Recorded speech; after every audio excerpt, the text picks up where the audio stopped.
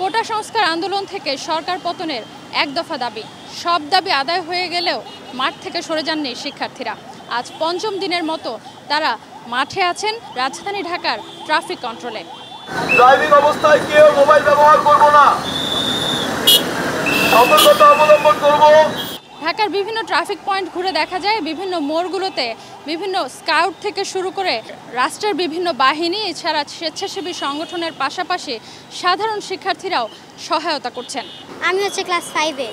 এখানে তো অনেকেরই প্রয়োজন পড়ে না, যেমন এখানে যে পানি টানি আগিয়ে দেওয়া, এগুলো তো আর আরেকজনের এখানে দায়িত্বে নাই কেউ। যেরকম আমার কাছে কেউ চাইলে আমি আর কি একটু দিতে পারি, তো এর জন্য আর কি আমি আসলাম এখানে সবাইকে একটু সাহায্য করার। আমি ছোট একটা মানুষ, যতটুকু পারি এতটুকুই তো করব। কষ্ট কি মানে আনন্দে নিয়ে কাজ করলে কি মানে কষ্টকে কষ্ট মনে করলে তো হবে না, কারণ আমরা তো দেশের জনগণের জন্য কাজ করতেছি। এখন যদি কষ্টকে মানে মনে করি তাহলে তো কাজ করতে পারবো না। গত 6 তারিখ থেকে তারা এই ট্রাফিক কন্ট্রোলের কাজটি করছেন। প্রথমেই শিক্ষার্থীরা নেমেছিলেন, তারপর তাদের পাশাপাশি আমরা দেখেছি যে ফায়ার সার্ভিস, আনসার বাহিনী এবং বিভিন্ন স্কাউটের সদস্যরা রয়েছেন এবং রেড ক্রিসেন্টের সদস্যদেরকেও দেখা গেছে। একই সাথে তাদের সহায়তায় আছেন সাধারণ শিক্ষার্থীরা। তারা বলছেন যে তারা আন্দোলনের নেতৃত্ব দিয়েছেন, আন্দোলনে ছিলেন পুরো সময়টা জুড়ে। এখন তারা দেশের এই ক্রান্তিকালে তারা মাঠ ছেড়ে যেতে পারেন না, বরং এটাই এখন আসলে যেহেতু দেশ গড়ার সময়, এখন তারা কাজ করতে চান দেশ গঠনে, সমাজ গঠনে। কাজ করতে পেরে আমাদের অনেক ভালো লাগতেছে। স্বেচ্ছাসেবা কাজটা অনেক মানে কষ্টের, অনেক রোদে দাঁড়ায় কাজ করতে হয়, আমাদের ক্লান্তি লাগে। তারপরও দিন শেষে মানুষের একটা ভালোবাসায় আমাদের অনেক আনন্দ ফিল হয়, কষ্টটা কষ্ট মনে হয় না। শিক্ষার্থীদের সাথে আমরা মিলেমিশে একসাথে ডিউটি করছি, খুব ভালোই লাগছে। হ্যাঁ, আমাদেরকে সহযোগিতা করতে, আমরা হ্যাঁ সাথে সহযোগিতা করতেছি এবং সরকার যদি আমাদেরকে দায়িত্ব দেয় আমরা দায়িত্ব পালন করতে ব্যর্থ হবো না, সঠিকভাবে ভালো করবো।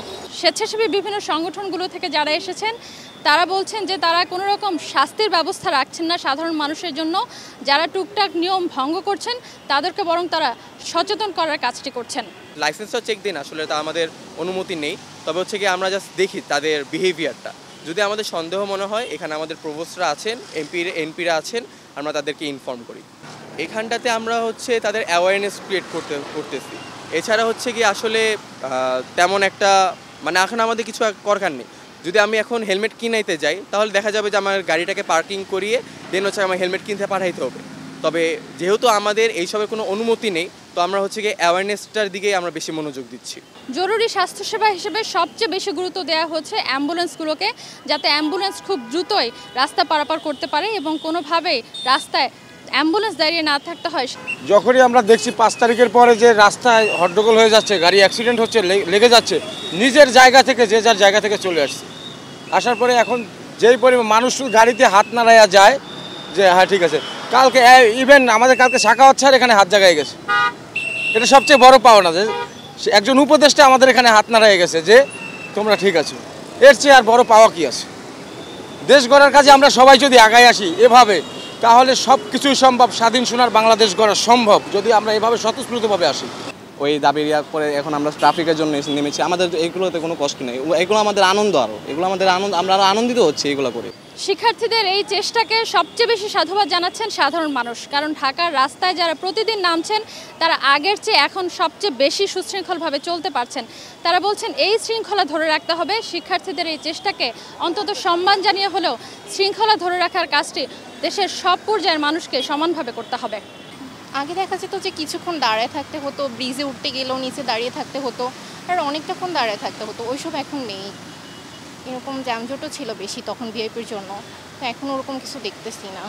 আমরা অনেক শান্তিপূর্ণভাবে চলাফেরা করতে পারছি এবং ওরা অনেক সুন্দর মেনটেন করছে, যেটা হয়তো আমরা মনে করেছিলাম যে একটু টেকনিক্যাল প্রবলেম অ্যাটলিস্ট হবে, কোনো কিছু না, নাথিং এলস। ওরা অনেক সুন্দরভাবে মেনটেন করছে। যেটা সরকার পারে না সেটা এখন শিক্ষার্থীরা করে দেখাচ্ছে। এটা আমাদের জন্য ভালো, দেশের জন্য ভালো, জাতির জন্য ভালো, আর সবই ঠিক আছে। এখন আমার একটি প্রশ্ন আছে যে এখানে একজন লোক আছে, তাকে জিজ্ঞেস করলাম, সব ঠিক আছে, শুধু যাত্রী যেখানে সেখানে পারাবার হচ্ছে, শুধু এতটুকু নিরসন করলে ইনশাল্লাহ আমরা সবাই খুশি। আমরা এখন রাস্তায় গাড়ি চালাচ্ছি, আমরা অনেক ভালোভাবে গাড়ি চালাচ্ছি, না আছে জ্যাম, নিয়ম শৃঙ্খলভাবে আমরা গাড়ি চালাতে পারতেছি। এখন এতে ছাত্ররা যে কাজটা দায়িত্বটা পালন করতেছে স্বস্ফূর্তভাবে, এটা অবশ্যই তারা ধন্যবাদ পাওয়ার যোগ্য। এবং আমি মনে করি এইভাবে যে নেক্সট যে প্রশাসন বা ট্রাফিকের লোকজন আসবে, তারা এদের কাছে শিক্ষণীয় জিনিসগুলো ফলো করবে। মানে অনেক আগে কাগজপাতি ঠিক থাকলেও কইছে কাগজ ল, গাড়ির কালারের জন্য ধরছে, লাইসেন্স, সিট বেল্ট পরা নেই, মানে অনেক কিছু ঝামেলা। যেটা আছে এটাও জিগাইছে, যেটা নাই সেটাও প্রশ্ন করছে। টাকা দিলে আর সব সমাধান। রাস্তায় যাতে সুন্দরভাবে গাড়ি চালানো যায়, যানজটে আটকা না থাকা লাগে, এটাই চাই আমরা। আর ট্রাফিকের চাঁদাবাজি যাতে না হয়, ট্রাফিকে দেখা যায় 100 টাকা দিলে অনেক সমাধান হয়ে যায়। সকাল থেকেই প্রচণ্ড রোদ ছিল, তারপর এক পর্যায়ে নেমে আসে স্বস্তির বৃষ্টি। কিন্তু এই বৃষ্টিতেও নাকাল না হয়ে বরং দায়িত্ব পালনে সচেষ্ট ছিলেন রাষ্ট্রের এই নবীন সংস্কারকরা। যেহেতু এটা একটা সামাজিক কাজ, এখন ট্রাফিক নেই, সেই জায়গা থেকে আমরা এই দায়িত্বটা আমাদের কাঁধে নিয়েছি। তা আলহামদুলিল্লাহ এভাবে আমরা প্রত্যেকটা সেক্টরে এভাবে ছাত্ররা এবং যারা আছে আইনের সবাইকে নিয়ে আমরা সোনার বাংলাদেশে করতে চাই। সাধারণ মানুষের ভালোবাসায়ও আপ্লুত এই শিক্ষার্থীরা, কারণ প্রতিদিনই বিভিন্ন সময়ে সাধারণ মানুষ থেকে শুরু করে বিভিন্ন সংগঠন তাদেরকে খাবার, পানিসহ বিভিন্ন সহায়তা দিচ্ছেন, ভালোবাসা জানাচ্ছেন। আমার দিক থেকে আমি চেষ্টা করছি সবাইকে একটু হেল্প করার, তারা যেন মানে সুষ্ঠুভাবে এটা কাজ করতে পারে, তাদের যেন কোনো অস্বস্তি ফিল না হয়। মাত্র এসএসসি পরীক্ষা দিচ্ছি, ইন্টার ফার্স্ট ইয়ার। অনেকেই অনেক ভালোবাসা দিচ্ছে, যেমন আমরা রোদে দাঁড়িয়ে কাজ করছি, ট্রাফিক মেনটেন করছি, তো অনেকেই অনেক খাবার দিয়ে যাচ্ছে, আমাদের কিনে খেতে হচ্ছে না। স্বেচ্ছাসেবী এই শিক্ষার্থীদের পাশাপাশি সাধারণ মানুষ চান ছোট ছোট উদ্যোগের মাধ্যমে, সৎ চেষ্টার মাধ্যমে এই দেশকে এগিয়ে নিতে হবে। তবে কোনোভাবেই যাতে রাষ্ট্রের এই সংস্কারের কাজে যারা হাত দিয়েছেন তাদের হাত থেকে হাতছাড়া হয়ে না যায় নতুন বাংলাদেশ। Sadia Afroz, ATN news, Dhaka.